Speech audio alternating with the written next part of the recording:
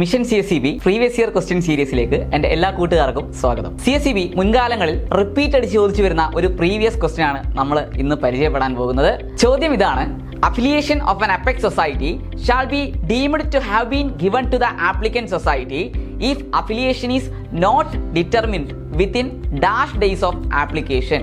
Applicant സൊസൈറ്റിയുടെ affiliation application മേൽ apex society എത്ര ദിവസത്തിനുള്ളിൽ തീരുമാനം എടുക്കാതിരിക്കുമ്പോഴാണ് ആ ആപ്ലിക്കന്റ് സൊസൈറ്റിക്ക് അഫിലിയേഷൻ കിട്ടിയതായി കണക്കാക്കപ്പെടുന്നത്.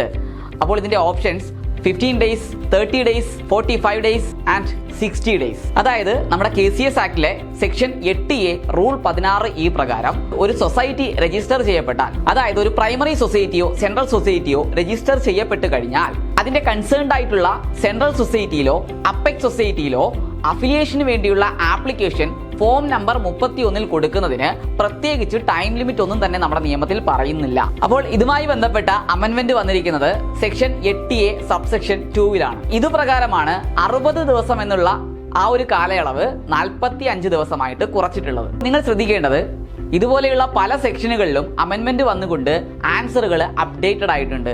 CSEB എക്സാമിലെ വളരെ വലിയ ബൃഹത്തായിട്ടുള്ള പോർഷൻ ആയിട്ടുള്ള കോപ്പറേറ്റീവ് ലോയിലെ ഇത്തരത്തിലുള്ള പല സെക്ഷനുകളിലുമുള്ള അമെൻമെന്റോട് കൂടിയുള്ള പഠനമാണ് നിങ്ങളെ കൃത്യമായിട്ട് റാങ്കിലേക്ക് എത്തിക്കുക. സഹകാരിയുടെ കോഴ്സ് സ്ട്രാറ്റജിയും ഇത്തരത്തിലുള്ള അമെൻമെന്റുകളിലൂടെ അപ്ഡേറ്റ് ചെയ്താണ് നിങ്ങളിലേക്ക് എത്തിക്കുന്നത്. അപ്പോൾ നിങ്ങൾ ഒന്നും കൊണ്ട് തന്നെ പേടിക്കേണ്ടതില്ല. സഹകരണ പരീക്ഷാ പരിശീലനത്തിലെ സ്പെഷ്യലിസ്റ്റ് ആയ സഹകാരി റൈസ് പ്ലസിനോടൊപ്പം കോപ്പറേറ്റീവ് ലോ ക്ലാസുകൾ നയിക്കാൻ ഞാനും ഉണ്ടാകും.